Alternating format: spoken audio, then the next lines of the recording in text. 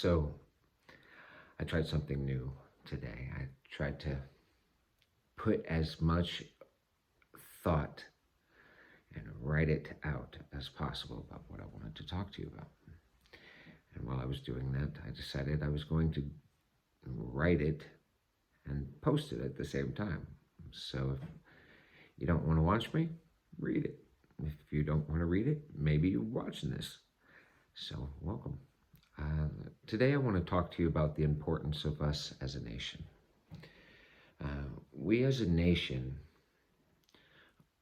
are responsible to help ourselves and others. Let me use this.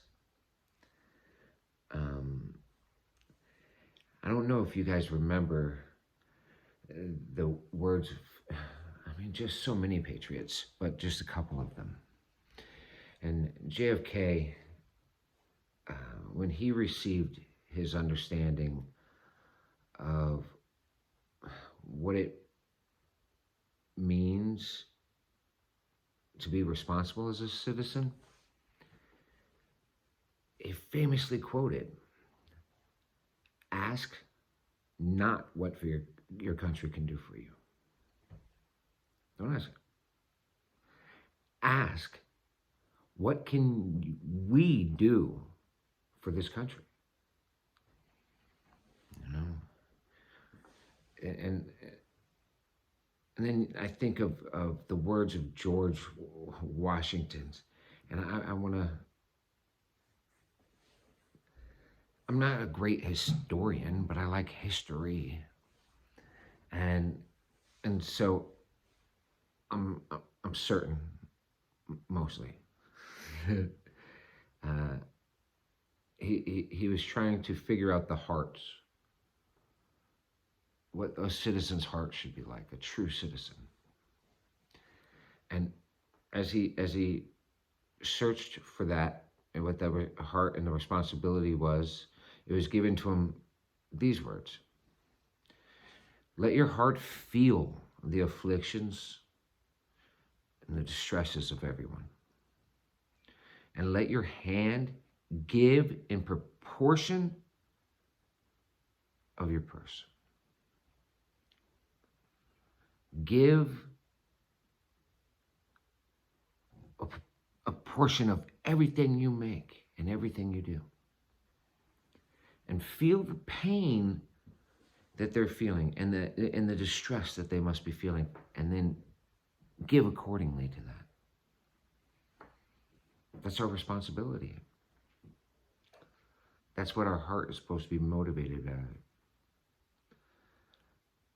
You know, Martin Luther King, when he received his words of encouragement and he shared them, I love these ones. Take the first step in faith. You don't have to see the whole staircase. You just got to see the first step. These people, and so many others, are so remembered, still talked about by us. And some try to twist or slam their words and I can't really rationalize or understand how people, because of people might have some mistakes, some in their lives, will just not forgive and overlook.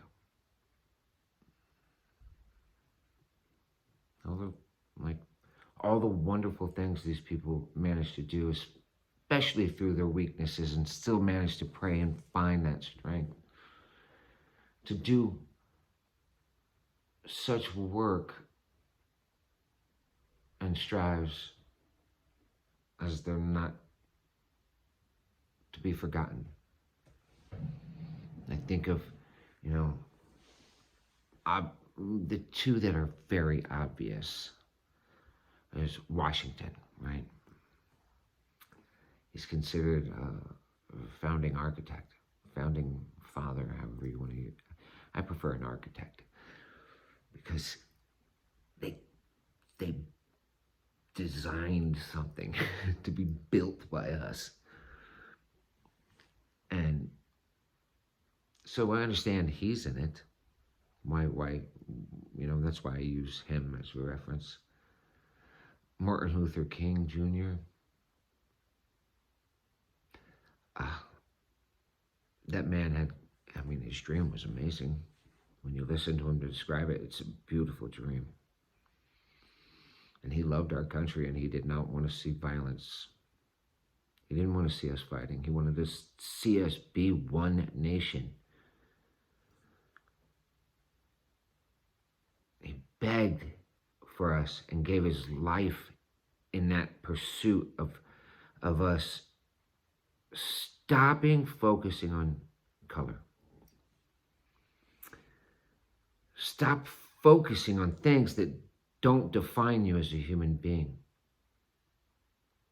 that shouldn't define you as a human being.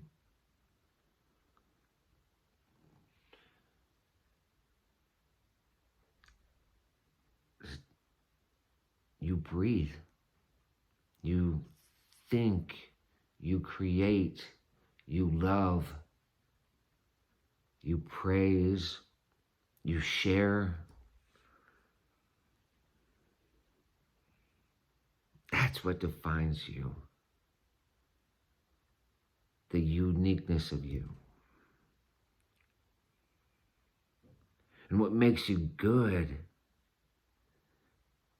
and, well, what leads towards happiness and joy is when we work together.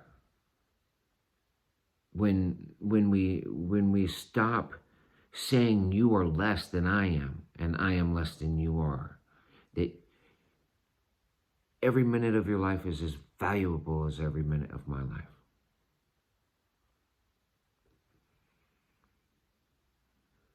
I dream about those days. I do. I dream about them all the time. And I know we're not far, but we're so far. We have the knowledge. We have the words when we choose to use them in the right way.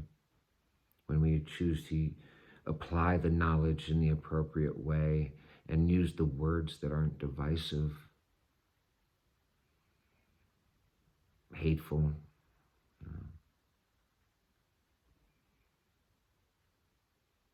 I'm very fortunate. I've had friends of every type, of every personality, of every color, from multiple nations, multiple faiths, multiple income brackets. And I always find something beautiful in them. I'm very fortunate to have met all of you that I've met and interact with, even the ones who sometimes speak less than pleasantly.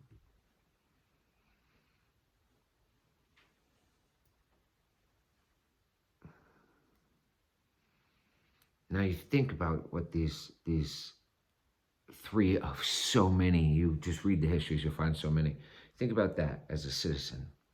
But then you think about things as your faith, these faiths, right?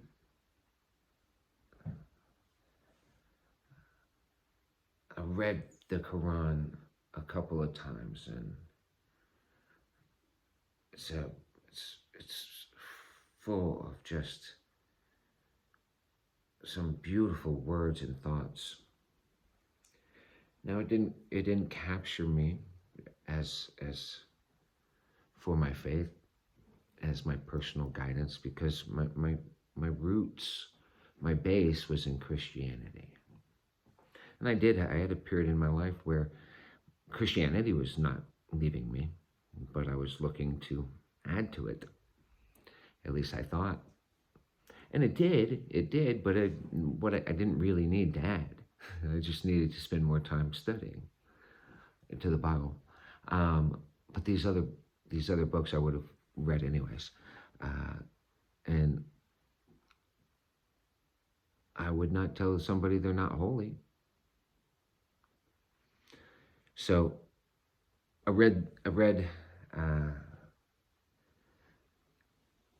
remember it being, let me read it.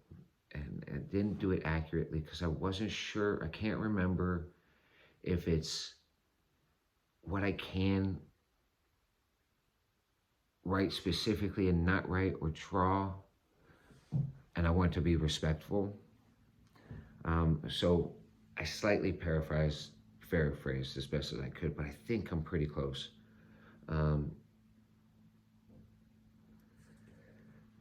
O mankind, Allah created you from a single pair, a male and a female, and made you into nations and tribes, that you may know each other and not despise each other.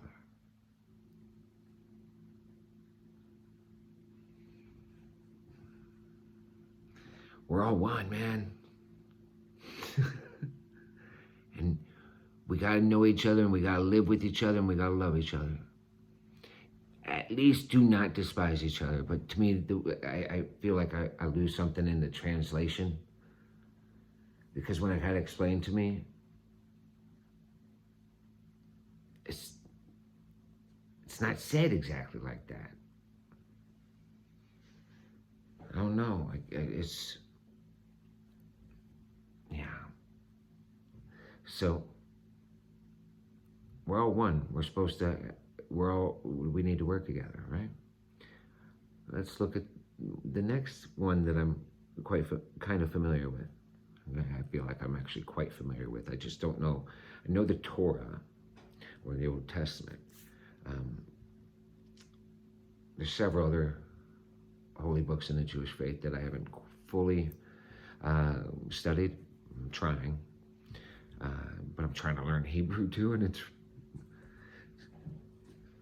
every new language is hard,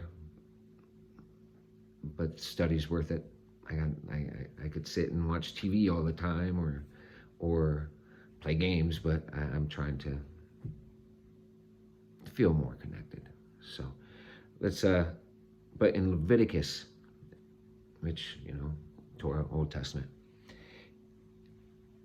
love your neighbor as yourself. Love your neighbor, man, as yourself.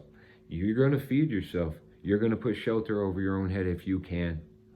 You're going to have clean water if you can. You're going to have clothes for your children and your family. And they might not be the best things in the world, but you're going to try to make sure you have the life-needed provisions.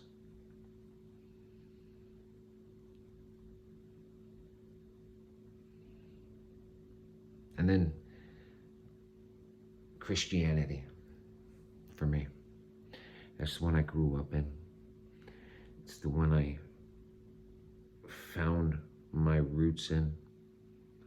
It's one that I have met many people who have converted to, who finds that comfort in. Because Jesus Christ came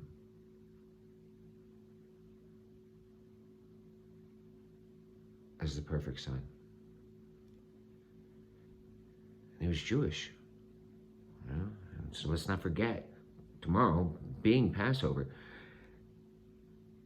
God, the Almighty, who, by the way, when you read your Bible and you read the Quran and you read the Torah, they all have the same God, same ancestors. Says, you're free, man.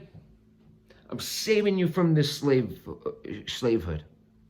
Whether you're being paid or not, I'm saving you from the slavehood and slavering for those people who don't value you, who beat you, who disrespect you, and don't give you a voice in how things are run.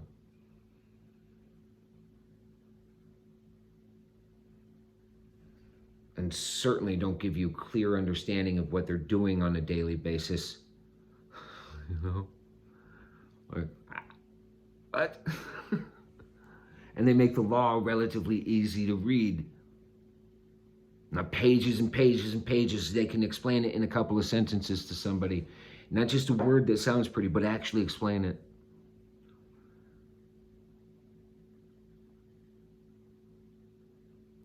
And through Jesus Christ, we got to get a better understanding of the command in Leviticus. The command of the 10 Commandments of love your neighbor.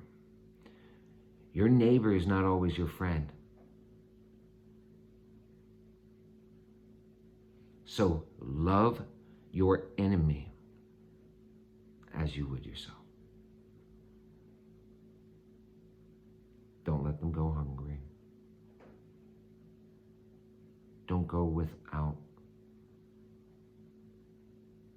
the things that sustain life.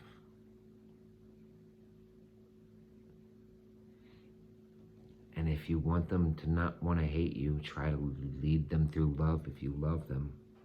It's hard to hate somebody who loves you unconditionally.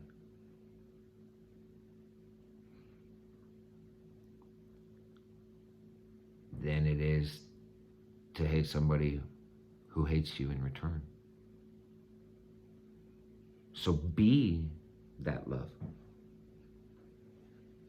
That doesn't mean you don't have conversation or disagreements. I disagree with myself all the time. All the time. And I'm not so certain in many, many things that my beliefs are very personal. And I'm open to sharing, but they're mine. And I'm willing to try to build them stronger. And if I find that maybe I still have a belief that is out of whack, because again, I don't have many beliefs. I believe in the value of your word because I used to not. I believe in the value of a truth because I was a wicked liar. I believe in the value of being kind because I always wasn't.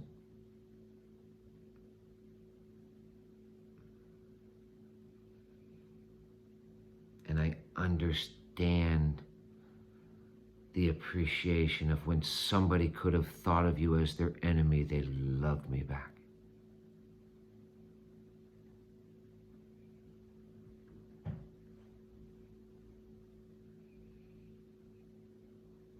And that love saved me. And it wasn't a theoretical love. It wasn't some story of my Savior, but an example of that life. And the thing was, is I hadn't fully recognized it throughout my whole life as it was given to me. But when I was at my absolute lowest, I still had somebody who had every reason to hate me. Show me kindness and love. And they saved my life. And then my life became full of blessings after, even though my body is still in anguish, I wake up every day happy. Every day. Do I have struggling moments throughout a day? Yes. Of course. But I don't think many people are going to listen to this because I'm already almost 20 minutes long. But I had an idea, so I'm going to end it with this. I noticed that the news today, maybe starting yesterday, but I noticed it today because I try to limit my time and it's quick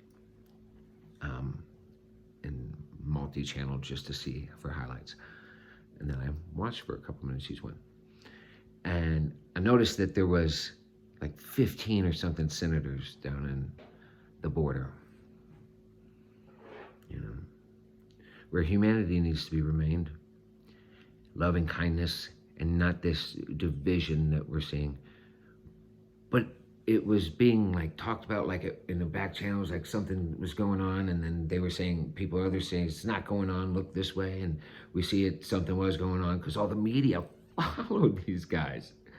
And I think they were guys and girls, guys and women, all the Congress people, congressmen, senators, whatever they were.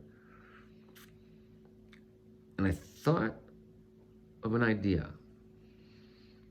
Because we're supposed to work together, we might as well work as close together. Our state, your state, whatever state you're in, contact your senators. Tell them, listen, I want you both to meet up with the 4 closest states to us, senators, both of theirs. And you guys go around all 5 states, and you find the homeless, and you find the sick, and you find the hungry, and you find the widowed, and you find the orphaned, and you find the ones in need, the oppressed, truly oppressed, and you show it to us so we know what we can do. Even if you don't have a specific answer, at least we know where to put our energy, instead of this political theater that the media just keeps trying to show us, and the senators keep playing in, and which the public seems to be playing with. Let's take care of it. We've committed as a country, we took an oath. We stand, since I don't know when I started doing it, to be honest with you, I pledged allegiance. And I read my Constitution, and I read my Declaration of Independence, and I read the Bill of Rights, and I understood what I'm dedicating and committing an oath on my honor, what that means. And then my faith, I want to live in every way, shape, or form according to the will of the one that created me. And I'm choosing to do that by the example that was given for me. And I'm going to stick to these. And so I'm sending the senators a letter. And on that page, I put a link so you can look up your senators. Go to your state, look up your senators, find their mailing addresses, find their email addresses, and send them a letter. Go talk to the surrounding 5 states, travel around the states, tell us where the problem is so we can get to it. And the 5 states can work together as statesmen and as countrymen. And then all the states can work together, and as all these groups start doing it, it's only 10 groups would have to form. Maybe they don't all do it, maybe they do it. But imagine if we all did that, kept our promise. So I promise you to stick by the dictates of my faith to every way I possibly can, and to stick by the dictates of my Constitution and those Bill of Rights and what that Declaration of Independence declared as my tenet and openness as you, as my neighbor, how we will treat each other and what we will do for one another. So I hope you have a wonderful weekend. I most likely won't get back on, and if I do, hopefully it's just to take a quick peek to look at some enjoyable things. Like my cousin, she is just got a job as an intern with elephants. My buddy Randy just had his grandbaby. My brother Ben, gonna have another grandbaby. So that means my niece is having another baby. My wife and daughter are out in Texas doing a competition. I miss them already. They only left this morning. My oldest daughter, she's moving along. And I have wonderful parents and wonderful friends. And I know somebody like you just took a minute to watch and listen or read what I said. So thank you. And you have a great weekend. actually know how to turn this off.